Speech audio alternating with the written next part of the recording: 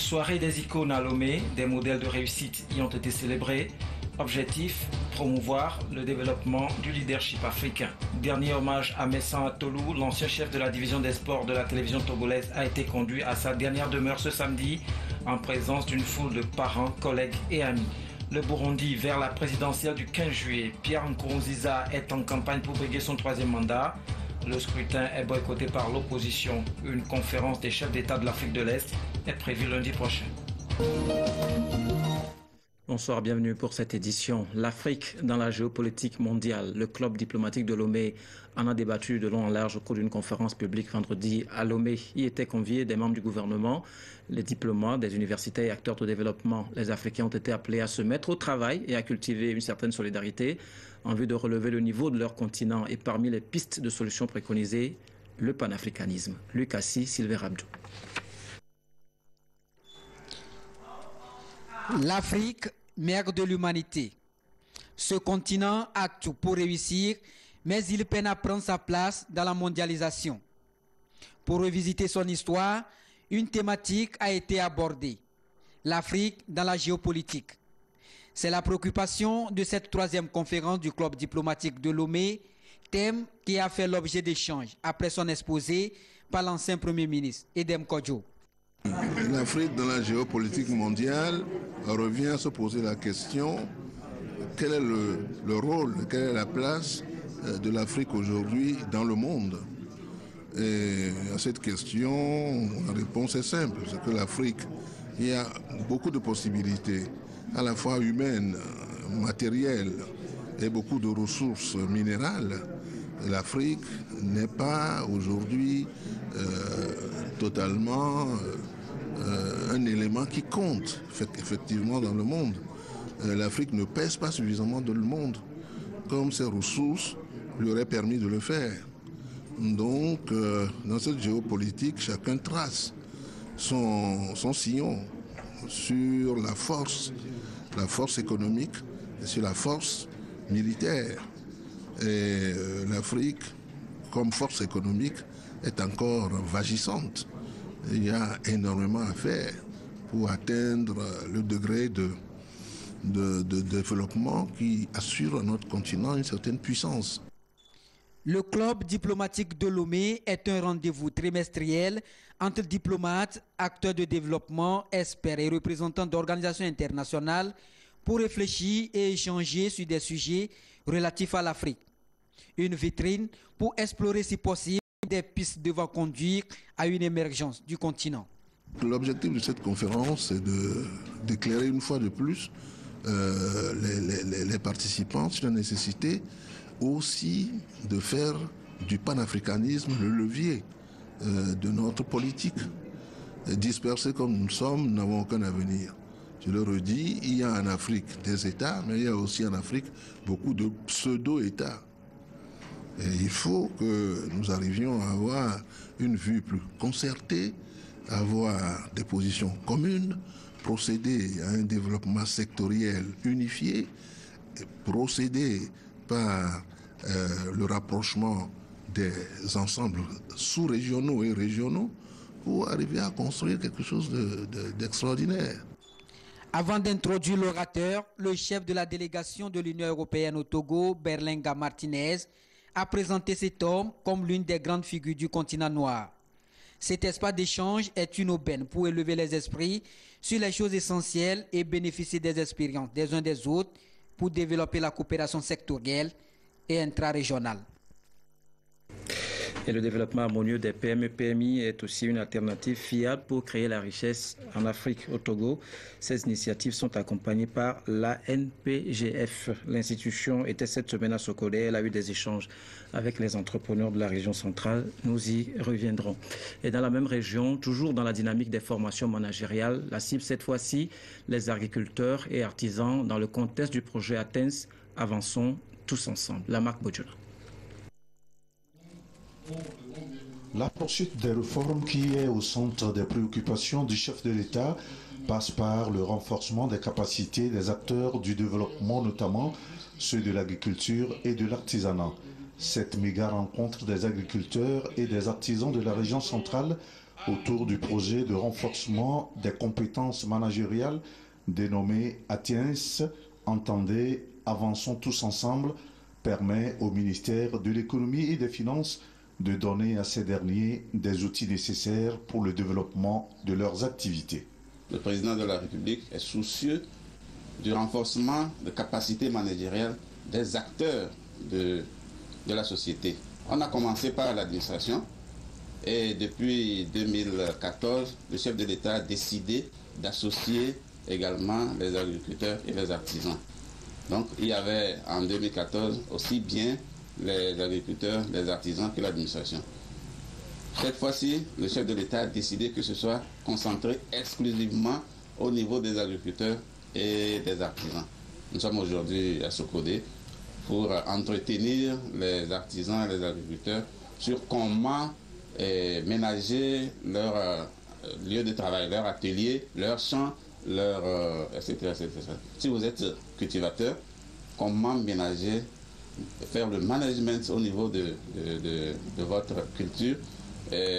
Si vous avez des métayers, comment les gérer de façon qu'au finish, vous ayez une très bonne production.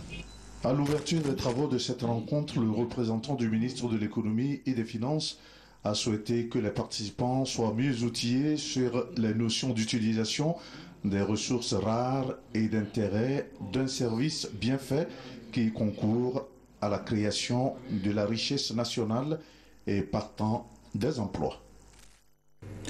Les conducteurs de taxi-moto doivent aussi rentrer dans le moule de l'entrepreneuriat moderne, rentable et efficace prôné par les autorités et appuyé par des partenaires. À Atapamé, ces conducteurs ont été formés à mieux organiser leurs activités tout en prenant à cœur l'épineuse question du respect des dispositions du code de la route en vue d'éviter les accidents de la circulation.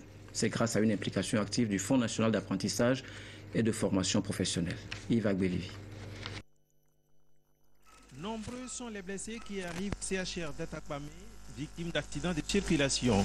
La plupart de ces blessés le sont par un taxi-moto en excès de vitesse ou en violation du code de la route. Il faut que de telles erreurs cessent pour préserver la vie des citoyens, y compris les conducteurs, et c'est la raison qui a motivé la rencontre des responsables du collectif des organisations syndicales des conducteurs de taxi-moto du Togo avec les conducteurs des plateaux. Une rencontre initiée avec le soutien financier du Fonds national de formation et de perfectionnement professionnel, FNAFPP, question d'arrêter l'hécatombe routière. Durant 2 semaines, plusieurs thématiques seront abordées. Nous avons au niveau de la région des plateaux identifié plus de 7000 conducteurs. Comment chaque conducteur peut devenir entrepreneur. Donc il faudrait que ces engins soient bien gérés pour que l'activité prospère. Il y a eu les droits et devoirs des conducteurs de taxi-moto en tant que citoyens, d'où la notion de citoyenneté. Parce que l'incivisme gagne du terrain, il faudrait que nous puissions arriver à discipliner les nôtres. Il y a également le code de la route avec la notion préventive de sécurité routière. La délégation a salué l'œuvre salvatrice d'un conducteur de taxi-moto qui, ayant aperçu une flamme sous un bus de transport public à Atapamé, l'a suivi et a averti le chauffeur qui a très vite vidé l'automobile de ses passagers avant l'incendie de ce dernier. Acte dont l'auteur, jusqu'alors inconnu, est recherché pour être récompensé. La tension monte au Burundi quelques jours avant la présidentielle du 15 juillet. Malgré le boycott de l'opposition et les pressions de la communauté internationale, la campagne électorale se poursuit. Pierre Nkurunziza maintient sa candidature pour briguer un 3e mandat. Un millier de partisans attendent sous les tambours du Burundi le président en campagne pour sa réélection. Un chef de l'État considéré ici comme une idole. Chez le président, nous l'aimons parce qu'il est leader et il nous a amené la paix. Alors qu'auparavant, il y avait beaucoup de la guerre. Il a construit les hôpitaux, il a construit les routes, il a construit les stades. Il a fait beaucoup de choses. Aider les orphelins, aider les pauvres. Beaucoup de choses qu'il a fait, M. Nkurunziza. C'est sous haute sécurité que Pierre Nkurunziza arrive à Kabezi. Retour aux sources pour le président. Après avoir passé ici 5 ans avec la rébellion, impossible d'approcher l'homme au cœur de la crise. Meeting après meeting, le président répète inlassablement le même discours. axée sur le développement. Si vous nous donnez la chance d'être encore là pour les 5 ans à venir, nous allons redoubler d'efforts pour ces provinces.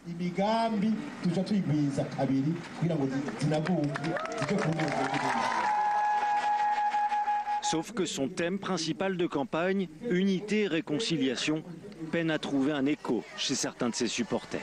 Ce n'est pas lui qui est à la source de cette crise, mais ce sont les gens qui ont dirigé le Burundi pendant 40 ans et ils nous ont menacés. À moins de 2 semaines de la présidentielle, un homme revient donc au centre du jeu après ces législatives et communales très controversées. Le président de Nkurunziza, plus que jamais en campagne, est candidat à un 3e mandat. À l'origine de cette crise, il a tenté de se présenter comme un rempart à l'insécurité dans le pays, mais sa présence, au contraire, risque d'aggraver les tensions. Le chef d'État de la région organise un sommet sur la crise burundaise lundi.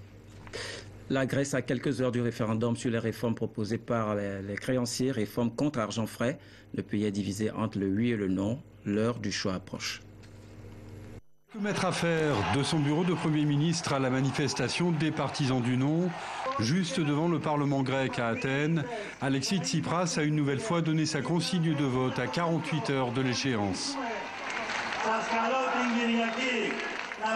Dimanche, je vous invite à dire encore un grand et fier non aux ultimatums, à tourner le dos à ceux qui vous terrorisent tous les jours. Jamais autant que ce vendredi soir, Athènes n'a été l'illustration d'une société grecque coupée en deux. Plus de 20 000 personnes réunies pour le non, autant à quelques centaines de mètres de là, devant le stade olympique pour le oui. Oui et non seraient actuellement au coude à coude selon les sondages. Deux camps qui jettent donc leurs dernières convictions dans la campagne, avec une compréhension bien différente de la question posée pour le référendum, qui exacerbe un peu plus les inquiétudes et les tensions. Ce qui m'inquiète le plus, en fait, c'est que les gens sont divisés. Par exemple, moi, je vois chez moi, mes filles sont pour le non. Et moi, je suis pour le oui. Et quelquefois, on s'énerve beaucoup. Et donc, je vois, si vous voulez, il y a un énervement dans la population en général, parce que cette inquiétude de demain rend les gens, disons, agressifs. Un non à l'austérité pour renforcer le gouvernement grec face à ses créanciers ou un oui pour un meilleur avenir au sein de l'Union européenne. Dimanche soir, la Grèce, quel que soit le résultat, restera de toute façon divisée. Vol historique au-dessus de l'océan Pacifique, exploit réalisé par l'avion OC Solar Impulse, 8200 km parcourus sans arrêt à base uniquement de l'énergie solaire. Regardez. Solar Impulse est entré dans l'histoire. Un record technologique avec plus de 8200 km parcourus, uniquement grâce à l'énergie solaire, sans la moindre goutte de carburant. Un exploit humain ensuite, son pilote, André Borschberg, a accumulé 117 heures de vol. Ces technologies fonctionnent, qu'on peut voler 5 jours, 5 nuits non-stop, c'est fou. Et puis c'était une expérience personnelle extraordinaire aussi, de vivre dans cet habitacle 5 jours, c'est un cadeau. Dans son cockpit de moins de 4 mètres carrés, André Borschberg a souffert de la fatigue. Le pilote de 62 ans n'a quasiment pas pu dormir, à part quelques brèves siestes de moins de 20 minutes. Pour parcourir ces 8200 km, Solar Impulse s'est reposé sur les 17 000 capteurs solaires qui alimentent 4 moteurs électriques. Il fallait rapidement relier Hawaï. Les jours raccourcissant, l'avion n'aurait pas eu assez d'heures d'ensoleillement pour recharger ses batteries. Prochaine étape, rallier la côte ouest des États-Unis, si la météo le veut bien. Au Togo, le Conseil national de lutte contre le sida poursuit ses plaidoyers en faveur des détenus vivant avec le virus pour un accès à une prise en charge digne. Le CNLS, après la causa, était dans la région centrale auprès de l'administration pénitentiaire de Sokodé, Lamak Podjona. L'enquête comportementale et de zéro prévalence du VIH sur les prisonniers réalisée par le Programme national de lutte contre le sida a permis d'estimer la prévalence du VIH dans les populations carcérales à 4,3%. Cette rencontre de plaidoyer à l'intention des administrations pénitentiaires du Togo à Sokodé vise la mise sous traitement ARV des détenus vivant avec le VIH en milieu carcéral. Dans toutes les stratégies développées en matière de lutte contre le sida jusqu'à présent, souvent on a laissé de côté les détenus pour la simple raison que ce sont des personnes qui sont privées de leur liberté. Malheureusement, nous faisons la confusion entre, effectivement, privation de liberté et l'accès aux soins. Ce n'est pas parce qu'effectivement ces messieurs ou ces dames sont aujourd'hui détenus qu'on doit leur priver de l'accès aux services de prévention et de soins de manière globale et beaucoup plus spécifiquement en ce qui a trait au VIH et au SIDA. C'est dans la perspective du respect des droits humains et plus précisément du droit à la santé que le Conseil national de lutte contre le sida fait ce plaidoyer afin de permettre aux détenus d'avoir accès aux ARV. Toujours dans la région centrale, Plan Togo a procédé à une revue dans les cantons qui ont bénéficié de ces programmes de précision avec la marque Boudjola. Depuis 2 ans, l'ONG Plan International Togo met à la disposition de 73 cantons partenaires des régions centrales et plateaux des budgets pour la réalisation des actions prioritaires de leur plan d'action. Dans le cadre de ce processus de gestion communautaire des projets, les actions sont mises en œuvre et évaluées par les communautés elles-mêmes conformément aux procédures prédéfinies. Plan et tous ses partenaires se sont retrouvés et ils ont travaillé pour définir clairement les critères. Vous avez la participation et l'engouement des communautés. Vous avez la gestion des ressources humaines, notamment comment les cantons prennent en charge les volontaires nationaux qui sont mis à leur disposition. Vous avez le critère qui consiste la mise en œuvre d'autres initiatives en dehors des projets qui sont financés par Plan. Vous savez, Plan travaille pour les enfants et avec les enfants. Et donc, les enfants constituent la raison d'être de Plan. Et donc, lorsque nous parlons du critère de protection et de participation des enfants, tout le monde doit comprendre que c'est un critère d'une importance capitale. Les projets des communautés sont censés apporter un meilleur épanouissement des enfants. Nous avons été primés de 3 millions et ces 3 millions nous ont beaucoup servi dans toutes les écoles du canton. D'abord, mon canton a 8 écoles et on a acheté du matériel didactique pour ces écoles et tous les enseignants en ont apprécié. Nous avons aussi fabriqué des bancs, bien fabriqués, même Plan a fait le suivi, tout le monde est content. Vraiment, j'apprécie beaucoup l'initiative du Plan, je souhaiterais qu'il continue comme ça. Cette rencontre des responsables de Plan International Togo, des chefs traditionnels et des partenaires étatiques vise à faire l'évaluation des performances des cantons pour l'année fiscale 2015 de Plan International Togo. À l'issue de ces évaluations, 12 meilleurs des 73 cantons sont primés dans les zones d'intervention de Plan. L'émotion était vive ce matin au stade municipal de Tabligo dans le Yoto. Les cadres de la préfecture ont organisé une séance de prière en mémoire des victimes de l'explosion qui a endeuillé en début de semaine la société Ouassem.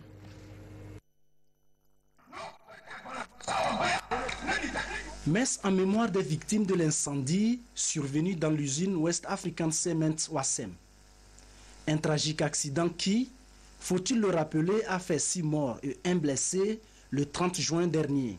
Dans un élan de sympathie et de solidarité aux familles éplorées, les cadres de la préfecture de Yoto ont organisé cet office religieux pour le repos des âmes des disparus. Nous sommes venus apporter un réconfort moral aux familles éplorées et voir ce que nous pouvons faire dans l'immédiat.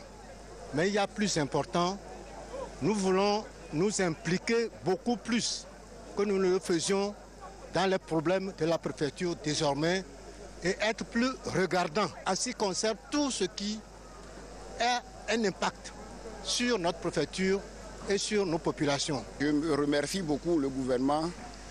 Bon, le jour que le drame s'est passé, il a envoyé son nouveau gouvernement de venir assister le terrain, de venir voir le terrain pour voir ce qui s'est passé. Effectivement, le gouvernement nous a refroidi les cœurs. Et le jour où ils se sont partis, ils ont vu toutes les choses qui se sont passées. Vraiment, c'est vraiment triste. Aujourd'hui, on a organisé la messe pour nos disparus. Dans son message biblique tiré de Jérémie chapitre 22, verset 29, l'officiant a exhorté les uns et les autres à se confier à Dieu, le seul pacificateur des cœurs affligés. Les employés ont été appelés à ne pas céder à la peur. Ces disparitions ont laissé un grand vide au sein des familles éplorées. c'est le lieu de rappeler à notre employeur que rien ne pourrait combler ce vide. Mais une assistance soulagera un temps soit peu les veuves et les orphelins. Pour l'heure, les enquêtes diligentées par le gouvernement se poursuivent afin de situer les responsabilités, ce qui permettra de préserver les vies humaines sur les lieux de travail. Au même moment, la télévision togolaise rendait un dernier hommage à Messa Tolou, journaliste sportif décédé le 19 mai dernier. Après la veillée funèbre hier, une absoute a été dite en sa mémoire à la paroisse Marie Théotokos à Guenivé, puis inhumation au cimetière de Bekbota. Modeste Kouma. Si la graine ne meurt, elle ne germe pas. Maurice Messa Kodjo Tolou est parti pour le voyage céleste. L'homme dénommé grand communicateur a aimé le beau, le bon et le bien. Des qualités qu'Atolou a partagées avec son entourage. Parents affligés, collègues inconsolables, des amis et des anonymes lui ont rendu un ultime hommage. Tous ont perdu un grand homme, un homme qui a cultivé l'amour durant son séjour terrestre. À la télévision togolaise, nous dirons simplement que nous avons perdu un grand homme. Grand, tu l'étais à ta forme, Maurice. Grand, tu l'étais également pour ton amour pour le travail, ton sens de créativité, d'imagination et de partage. Il nous restera comme l'image d'un militaire, d'homme toujours jovial, d'époux et de père aimant, de professionnels avertis, comme joueur, comme entraîneur, comme journaliste, comme producteur. Il nous restera la famille sur laquelle nous devons veiller en ami. Entre nos caprices et nos chamailleries, notre père a su rester notre point d'ancrage. Nul être n'est parfait, mais pour nous, tu as été un père parfait. Tu n'as jamais lésiné sur les moyens pour subvenir à nos besoins. Je me rappelle que chaque fois que tu étais sur un projet, tu me disais, mes filles, c'est pour vous que je cours. Au cours de la messe d'enterrement, l'officier dans son homélie tirée de Matthieu 9, versets 14 à 17, a exhorté l'assistance à éviter le mensonge, le péché et le cafouillage qui n'auront jamais le dernier mot. Quelles que soient les vicissitudes de ce monde, quelles que soient les péripéties de ce monde, quelles que soient les tentations, quelles que soient les difficultés que nous rencontrons dans la gestion de notre vie, nous sommes appelés à aller toujours contre vents et marées à Dieu pour lui demander ce dont nous avons besoin. Et il est prêt à nous l'accorder. Atolou Messa, âgé de 57 ans, a laissé une veuve et 3 filles. Il est conduit à sa dernière demeure au cimetière de Bekbota où il repose désormais. Ce vendredi a eu lieu la veillée funèbre à laquelle ont assisté plusieurs personnalités, dont le ministre de la Communication, de la Culture, des Sports et de la Formation civique. Veillée au cours de laquelle tous ont prié pour le repos de l'âme de l'illustre disparu. Atolou Messa a été journaliste sportif à la télévision togolaise où il a animé plusieurs émissions dont Direct Foot et L'Homme et le Sport. Paix à son âme. On met le cap sur Dapaon où l'association Lando a lancé officiellement la 2e édition du festival Savane en création, un rendez-vous d'expression culturelle pour mobiliser davantage les jeunes autour des questions culturelles. Désiré Aloy. Le rendez-vous culturel Savane en création 2e édition est lancé. L'association Lando, qui lutte pour la sauvegarde du patrimoine culturel national, pilote le projet. Durant une semaine, des échanges culturels et des montées sur scène pour contribuer au renforcement des capacités dans le secteur culturel au Togo seront menées. La formation des jeunes dans le domaine artistique à finalité pédagogique et sociale est aussi au programme. festival Savane en création, c'est un cadre de création de richesse, de développement et de la promotion des acteurs culturels des arts de la scène. Surtout le côté de la formation, nous meublons beaucoup notre festival sur le côté de la formation parce qu'il faut que les acteurs soient formés. D'abord dans l'élaboration de la gestion des projets culturels, ensuite les jeunes qui s'intéressent à la scène par rapport aux jeux d'acteurs, les jeunes qui s'intéressent à l'écriture par rapport aux jeux d'acteurs et également à la scénographie. Et avec nos festivals, donc au Burkina, au Niger, Cheikh est du Niger avec le festival Bijini Bijini. Au Burkina, nous avons le FITMO, nous avons le festival Trajet à Tenkodogo. Nous pensons que nous allons ensemble travailler à tisser un réseau de solidarité pour permettre que ces différentes initiatives-là en fait, se solidifient et puissent produire des impacts importants pour nos populations et pour le devenir de nos nations. Pour cette deuxième édition, le festival Savane en création, cadre de création de richesses culturelles et de transformation sociale, verra la participation du Niger et du Burkina Faso pour rehausser l'événement. Une plateforme d'éducation artistique et culturelle au Togo. Deuxième édition du Dîner des icônes, c'était hier à Lomé, c'était au cours d'une soirée à laquelle on prépare des directeurs d'entreprises du Togo et d'Afrique. C'est une plateforme de communication qui a pour objectif de promouvoir et honorer les grands modèles de réussite en Afrique. Voici le visage rayonnant et souriant de la célébrité du Dîner des icônes. Jean Kakou Diagou, président fondateur de la nouvelle société interafricaine d'assurance NCA, présente dans 12 pays d'Afrique avec 25 filiales. C'est un homme à multiples casquettes, un modèle de réussite qui s'est illustré par son génie et sa détermination dans le monde des affaires. Invité d'honneur, il est gratifié à Lomé à juste titre. C'est un combat permanent. Créer une société, la développer, faire en sorte qu'il y ait un avenir qui soit enviable ou envié, c'est avant tout un travail permanent. Un travail permanent de rigueur, d'innovation continuelle, d'envie d'exceller chaque jour davantage. Le Dîner des icônes, un rendez-vous exceptionnel, une plateforme de communication réunissant plus de 70 personnalités issues des milieux économiques, des affaires et du monde entrepreneurial notamment.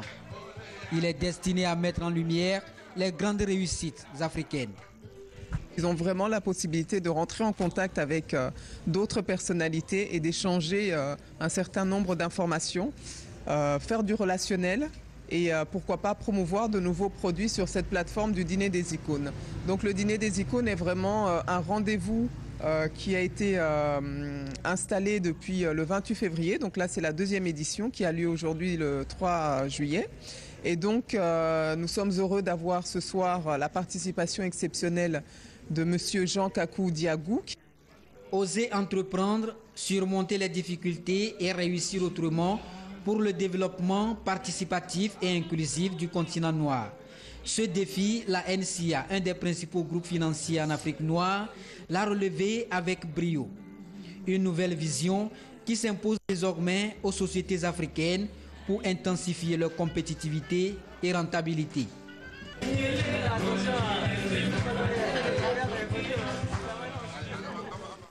Merci de votre aimable attention. C'est la fin de cette édition.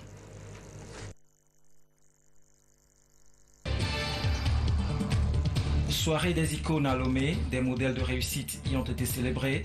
Objectif, promouvoir le développement du leadership africain. Dernier hommage à Messan Atolou, l'ancien chef de la division des sports de la télévision togolaise, a été conduit à sa dernière demeure ce samedi en présence d'une foule de parents, collègues et amis. Le Burundi vers la présidentielle du 15 juillet. Pierre Nkurunziza est en campagne pour briguer son troisième mandat. Le scrutin est boycotté par l'opposition. Une conférence des chefs d'État de l'Afrique de l'Est est prévue lundi prochain.